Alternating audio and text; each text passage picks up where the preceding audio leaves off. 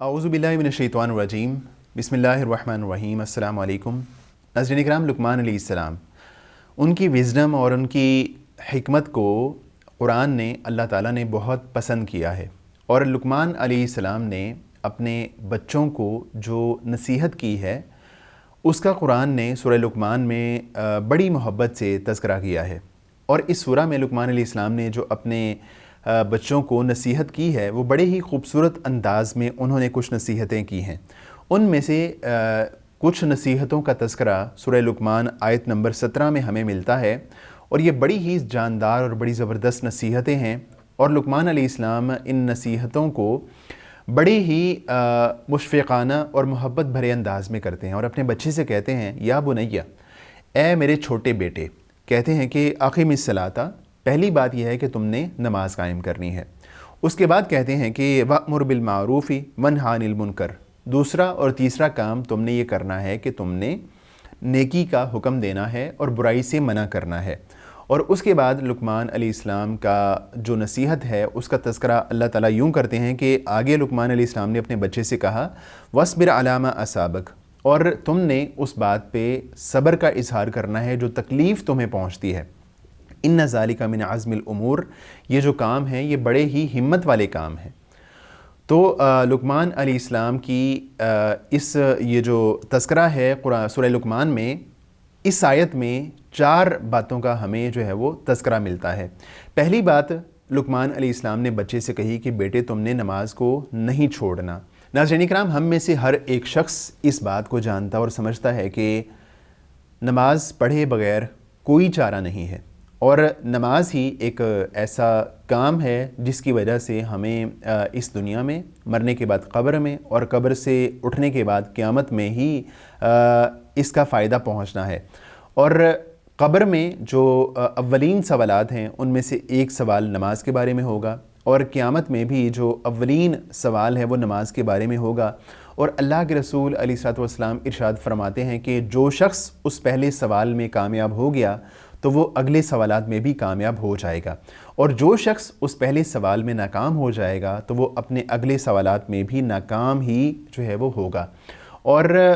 ایک اور داستان، چھوٹی سی داستان جس کا تذکرہ قرآن میں ہوتا ہے، وہ یہ ہے کہ جو اہل جنت ہوں گے، عیش و آرام میں ہوں گے، وہ مجرمین سے، اہل جہنم سے سوال کریں گے ما سلککم فی سقر، کہ تمہیں جہنم میں کیا چیز لے آئی؟ تو وہ آگے سے جواب دیں گے کہ لم نک من المصلین، ہم جو ہے وہ نماز نہیں پڑھا کرتے تھے۔ ہمارا یہ حال تھا کہ ہمیں اسلام کی دولت، ایمان کی دولت نصیب ہوئی، لیکن اس کے باوجود ہم نے نماز کو اپنی زندگی کا حصہ نہیں بنایا تھا۔ تو یہ جو نصیحت ہے لقمان علیہ السلام کی، وہ ہم سب کے لیے بھی ایک نصیحت ہے کہ نماز ایک بندے کی زندگی کا لازمی حصہ ہونی چاہیے۔ اس کے بعد اگلی جو نصیحت ہے، دوسری اور تیسری، اس میں لقمان علیہ السلام اپنے بچے سے کہتے ہیں کہ اے میرے بیٹے تم نے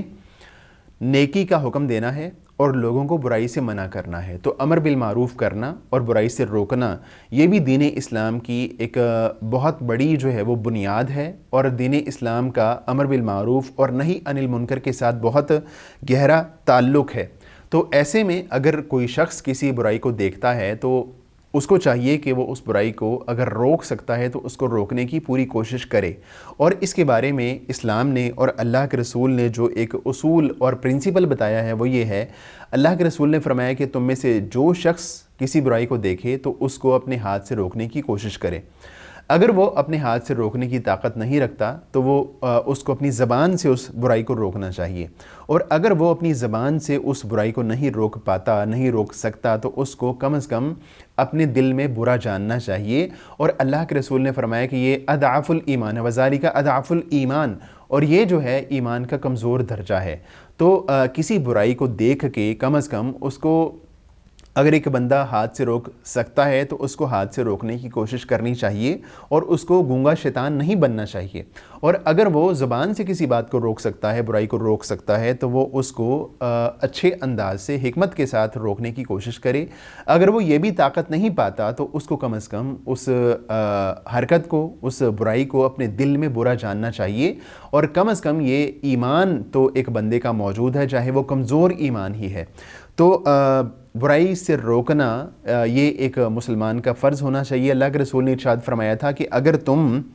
کسی شخص کو برائی سے نہیں روکتے ہو تو اس کی مثال ایسے ہی ہے کہ اگر کچھ لوگ کشتی میں، جہاز میں، سمندر میں سفر کر رہے ہوں اور اس جہاز کی یا کشتی کی ایک سے زیادہ منزلیں ہوں، اور جو نیچے والے لوگ ہوں، نیچے کی منزل والے لوگ ہوں، وہ یہ بات کہیں کہ ہم یوں کرتے ہیں کہ ہمیں پانی لینے کے لیے اوپر جانا پڑتا ہے بار بار، تو ہم یوں کرتے ہیں کہ ہم اس کشتی میں نیچے سے سوراخ کر لیتے ہیں اور ہم یہاں سے ہی پانی بھرتے چلے جائیں گے۔ تو اگر جو اوپر والی منزل کے لوگ ہیں ان لوگوں کو اس کام سے نہیں روکتے ہیں اور ان کو اس حرکت سے باز نہیں رکھتے ہیں، تو ایک وقت آئے گا کہ ان کے سوراخ کی وجہ سے نہ صرف جو نیچے والی منزل ہے وہ ڈوب جائے گی، بلکہ جو اوپر والے لوگ ہیں وہ بھی جو ہے وہ ڈوب جائیں گے۔ تو اگر ایک شخص برائی کو دیکھتا ہے تو اس کو روکنے کی کوشش کرنی چاہیے، اور اگر وہ ان کو نہیں روک سکتا زبان یا ہاتھ سے تو اس کو کم از کم دل میں برا جاننا چاہیے۔ اگلی بات یہ ہے کہ ایک بندہ جب نماز پڑھے گا، بھلائی کا حکم دے گا اور برائی سے روکے گا، تو اس کے بعد کیا ہوگا کہ اس کو ان تینوں کاموں کے لیے صبر کا مظاہرہ کرنا ہوگا۔ نماز کے لیے بھی صبر کا مظاہرہ کرنا ہوگا۔ آسان کام نہیں ہوتا سم ٹائم نماز پڑھنا، سردی میں وضو کرنا آسان نہیں ہوتا، اور اہتمام کے ساتھ 5 نمازوں کو باجماعت پڑھنا آسان نہیں ہوتا۔ تو جو ہے اس کام کے لیے صبر کا مظاہرہ کرنا، اور امر بالمعروف اور نہی عن المنکر کے بعد جب ایک بندہ یہ کام کرے گا تو اس کو مشکلات کا سامنا ہوگا، بیک لیش آئے گا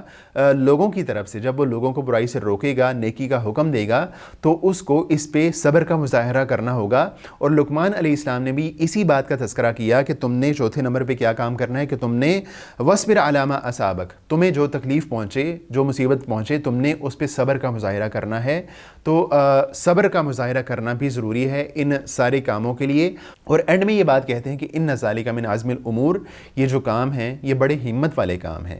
تو ایک انسان کو، ایک مسلمان کو وہ ہمت والا ہونا چاہیے، اس کو جو ہے وہ ایک سست اور ایک کاہل انسان نہیں ہونا چاہیے، اس کو ایک ایکٹیو اور ایک جو ہے وہ ایسا مسلمان ہونا چاہیے کہ جو مشکلات کو برداشت کر سکتا ہو، اور ان مشکلات کو فیس کرنے کے بعد وہ اپنی جگہ جو ہے وہ جنت میں مخصوص کرنے والا اور فکس کرنے والا ہونا چاہیے۔ اللہ تعالیٰ سے دعا ہے کہ اللہ تعالیٰ اس نصیحت پہ ہم سب کو عمل کرنے کی توفیق عطا فرمائے۔ وآخر دعوانا ان الحمد للہ رب العالمین۔